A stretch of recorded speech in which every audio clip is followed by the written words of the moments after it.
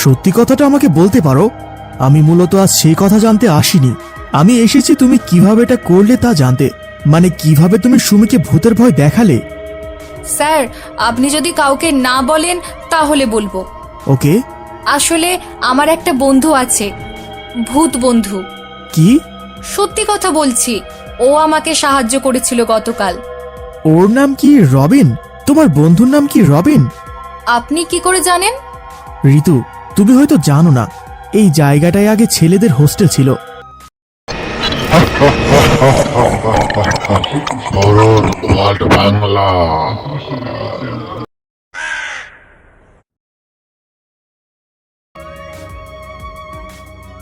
কেউ আছেন? Hello hello. কে রে? এত রাতে গেট খোলা নিষেধ, সেইটা কি জানা নাই? আসলে এত বৃষ্টি ছিল তাই রাস্তায় আটকে গিয়েছিলাম। আমি নতুন এসেছি এখানে। 601 নাম্বার রুমটায় আজকেই শিফট হব। না, সকালে আইসো, এখন কাউরে এন্ট্রি দেওয়া যাইব না। আমি এখন এত রাতে কোথায় যাব? এই শহরে আমার কেউ নেই। প্লিজ আমাকে আসতে দিন, আর কখনো দেরি করব না। আচ্ছা ঠিক আছে। ঋতু খুব কষ্টে নিজের জিনিসপত্রগুলো নিয়ে ভেতরে প্রবেশ করলো। 601। কত? কত বললে? 601। কেন, কোনো সমস্যা হলো নাকি?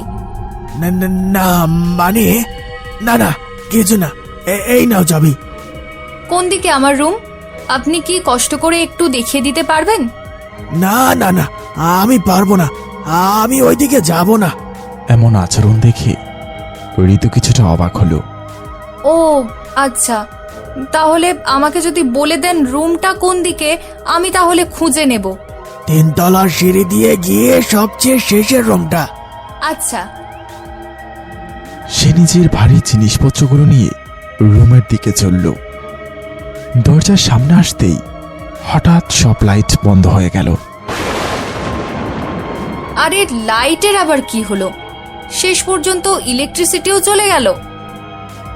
দরজা খুলতেই চারপাশে আলো জ্বলে উঠল, আর সেই আলোতে সে দেখতে পেল ভেতরে কেউ দাঁড়িয়ে আছে। ভয়ে চিৎকার করে উঠল সে। এমন সময় কয়েকটা ইঁদুর দৌড়ে পালালো। পাশের রুম থেকে একটি মেয়ে টর্চ হাতে বেরিয়ে আসলো। এই, কে রে তুই? তোর সাহস তো কম না, আমার রুমের পাশে এসে আমার ঘুমে বাধা দিস। সরি, আসলে হঠাৎ করে ইঁদুর দেখে। এই সময় আবার লাইটগুলো জ্বলে উঠল। তোকে তো নতুন মনে হচ্ছে এখানকার। কে তুই? কোন রুমে এসেছিস? আমি ঋতু, আজকেই আপনার পাশের রুমে শিফট হয়েছি। Nice to meet you. হাসি মুখে ঋতু হাত এগিয়ে দিল, কিন্তু মেয়েটি হাত বাড়ালো না। তুই এখনো এখানকার নিয়ম কানুন জানিস না, বুঝলি? কাল আমার সাথে দেখা করবি। বলেই চলে গেল সে। আজব তো, নতুন একটা মানুষের সাথে। আচ্ছা যাই হোক, আমি যাই, ভেতরে গিয়ে বিশ্রাম নিই। সে রুমের ভেতরে প্রবেশ করবে, এমন সময় সে বুঝতে পারল হায় রে কপাল, পায়েও ব্যথা পেলাম। কষ্ট করে সে ভেতরে চলে গেল। ভেতরে যেতেই দেখতে পেল সবকিছু এলোমেলো, এবং দেয়ালে বিভিন্ন রকম পেন্সিল দিয়ে আঁকাআঁকি করা। প্রচন্ড ময়লা চারপাশটাই। ইস, এখন তো মনে হচ্ছে সব পরিষ্কার করা ছাড়া বিশ্রাম নেওয়াটারও উপায় নেই। কি একটা অবস্থা হয়ে আছে এখানে। ঋতু পরিষ্কারের কাজে লেগে গেল। ঘড়িতে তখন রাত 2টো। বাইরে এখনো বৃষ্টি হয়েই যাচ্ছে। সবকিছু পরিষ্কার করে ফেলেছে সে। তারপর শুয়ে পড়ল বিছানায়। কখন যে ঘুমিয়ে পড়ল জানা নেই।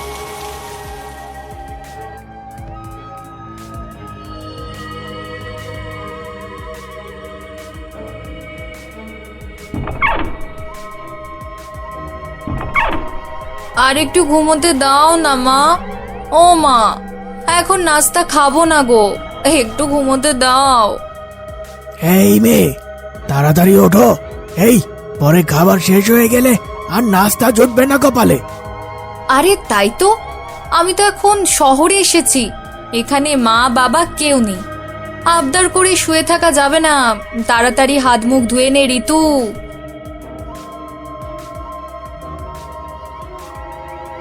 এত বেলা পর্যন্ত ঘুমিয়ে থাকলে চলবে?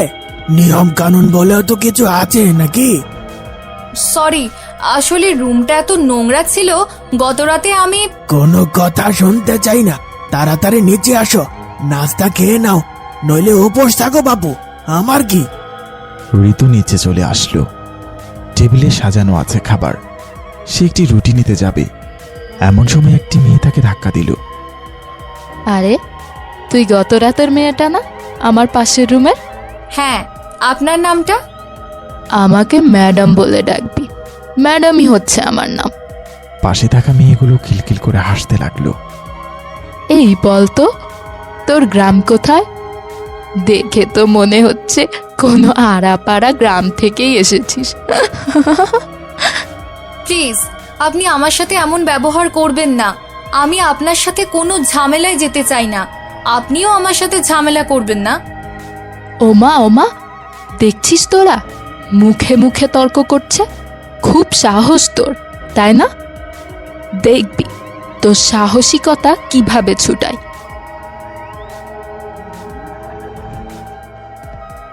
কিন্তু আমি তো এখনো নাস্তা করতে পারিনি।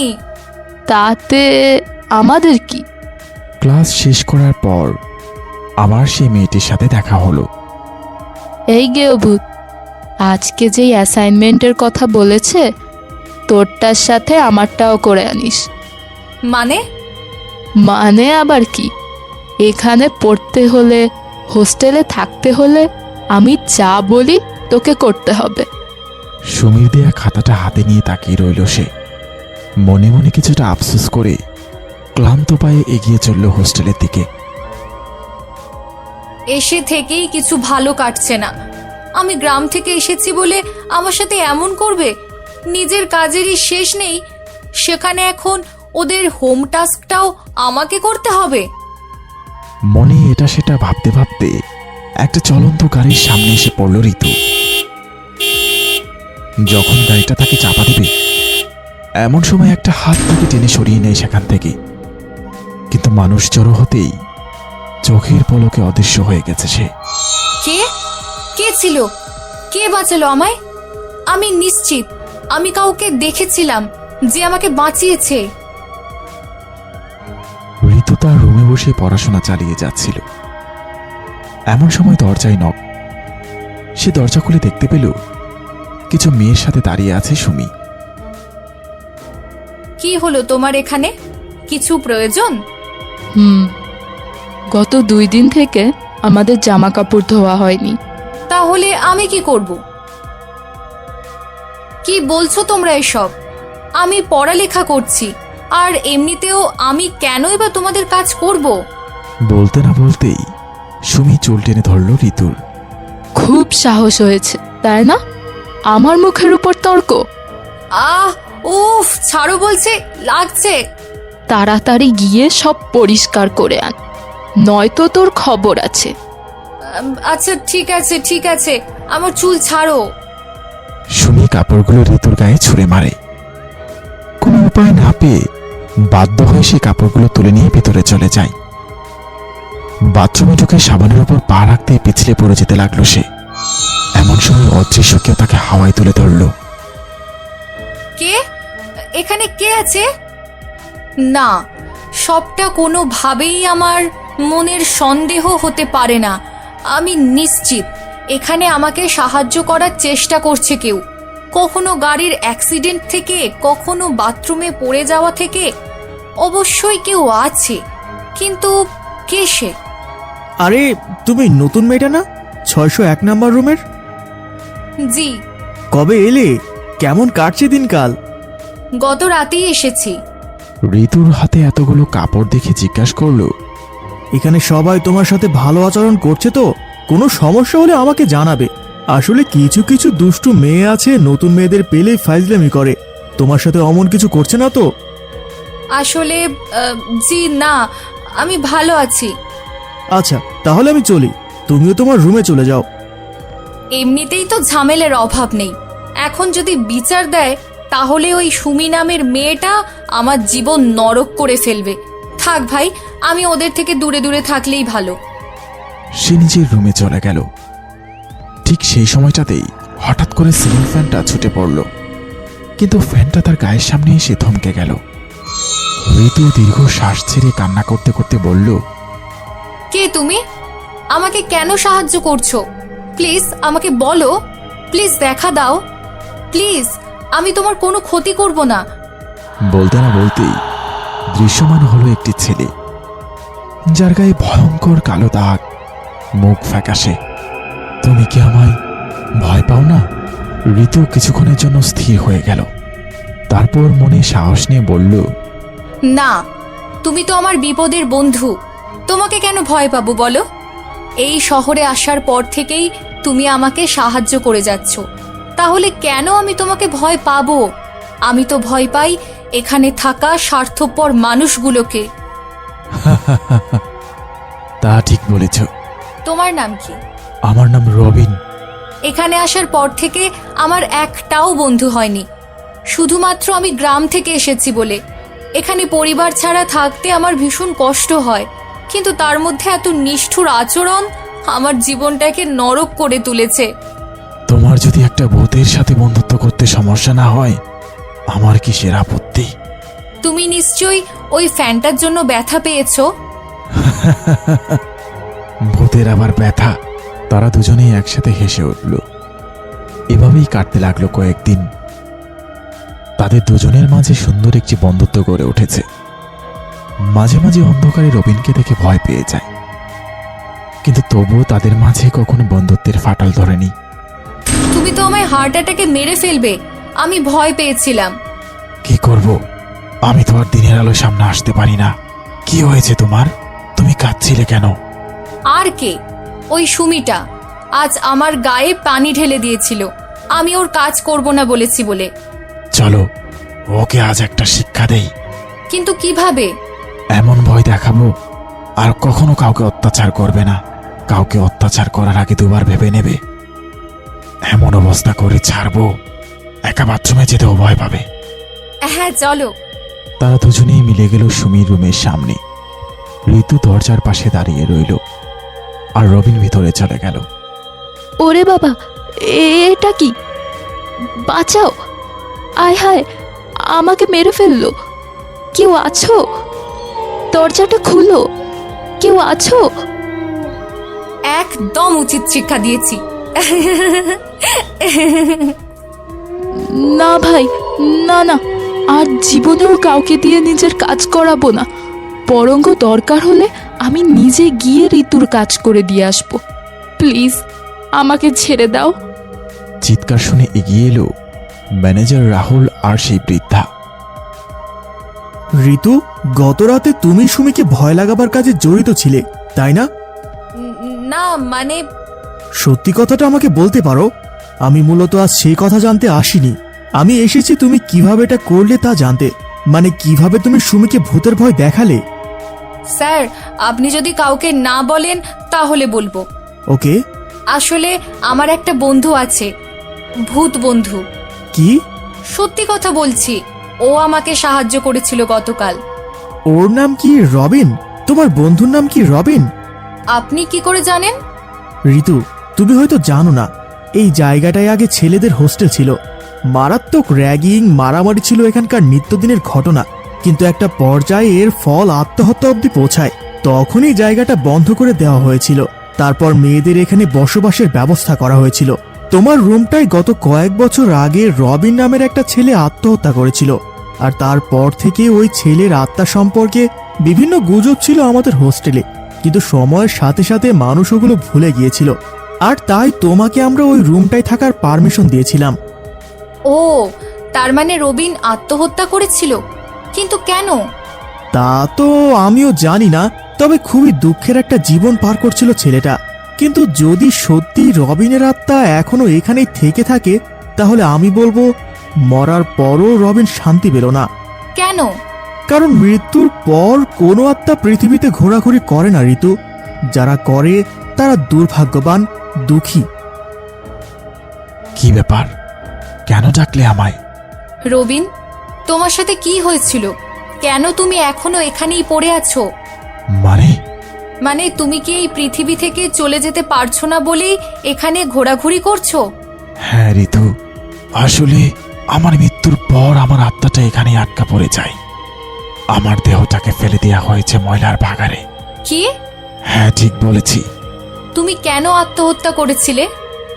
না ঋতু, আমি আত্মহত্যা করিনি, আমাকে খুন করা হয়েছিল। ভার্সিটির কিছু স্টুডেন্ট মিলে আমাকে জোর করে অনৈতিক কাজে যুক্ত করতে চেয়েছিল, কিন্তু কিন্তু আমি তাদের কথায় রাজি হইনি। আমি তাদের কুকীর্তি ফাঁস করতে চেয়েছিলাম, তাই তারা আমাকে হত্যা করে আত্মহত্যার নাটক বলে চালিয়ে দেয়। তাহলে তোমার আত্মাকে মুক্ত করতে আমি কি করতে পারি রবিন? আমি জানি না ঋতু, শুধু এটুকু মনে আছে, আমাকে মারার পর আমার শরীরটা তারা ময়লায় ফেলে দিয়েছিল। আমি খুব প্রার্থনা করতাম কেউ আমাকে সাহায্য করুক, আমি এই অভিশাপ থেকে মুক্তি পেতে চাই। কিন্তু একটা ভূতকে কে সাহায্য করবে? আমার উপস্থিতিতেই সবাই ভয় পেয়ে পালিয়েছে। তো না রবিন, তুমি ভুল করছো। অবশ্যই তুমি আমাকে সাহায্য করেছো, অনেক অনেক বড় সাহায্য করেছো। আমার মনে হচ্ছে সমস্যাটা তোমার মাঝে না, বরং সমস্যাটা আমার মধ্যে। মানে? তোমাকে আমার বন্ধু বানাতে চেয়েছিলাম, যার মাধ্যমে দীর্ঘদিন যাবৎ তুমি আমার সাথেই পড়ে আছো। তুমি আমাকে প্রতিনিয়ত সাহায্য করে যাচ্ছ, আর যেহেতু আমি এখনো তোমার সাথেই থাকতে চাই, সময় কাটাতে চাই, তাই তোমার সাহায্যের কর্তব্য এখনো শেষ হচ্ছে না। যদি আমি তোমাকে তোমার কর্তব্য থেকে অবসর দিই, তবেই তুমি হয়তো মুক্তি পাবে। তাহলে তো আর কখনোই তুমি আমাকে দেখতে পারবে না। জানি, আমি জানি এটা অনেক বড় একটা সিদ্ধান্ত। এর কারণে আবারও আমি একা হয়ে যাব, কিন্তু আমি আমার বন্ধুকে এভাবে কষ্ট দিতে পারি না রবিন। আমি চাই তুমি ভালো থাকো, শান্তিতে থাকো। রবিনের চোখ দিয়ে পানি ঝরছে। অনেক অনেক দিন আমরা একসাথে ছিলাম বন্ধু, কিন্তু আজ আমি আমাদের এই সম্পর্কের সমাপ্তি করতে চাই। তুমি আমার জন্য যত কিছু করেছো, সবটার জন্য ধন্যবাদ রবিন, অসংখ্য ধন্যবাদ। ঋতুর কথা শেষ হতে হতেই চারপাশ আলোকিত হয়ে উঠল। সে উপলব্ধি করতে পারল ধীরে ধীরে অদৃশ্য হয়ে যাচ্ছে রবিন। বিদায় বন্ধু, আমাকে মুক্তি দেওয়ার জন্য ধন্যবাদ। আমি চিরদিন তোমার কাছে কৃতজ্ঞ থাকব। ভালো থেকো রবিন, আবারও দেখা হবে আমাদের। ফাঁকা রুমটায় দাঁড়িয়ে রইল ঋতু, তার চোখ দিয়ে কান্না গড়িয়ে পড়তে লাগলো।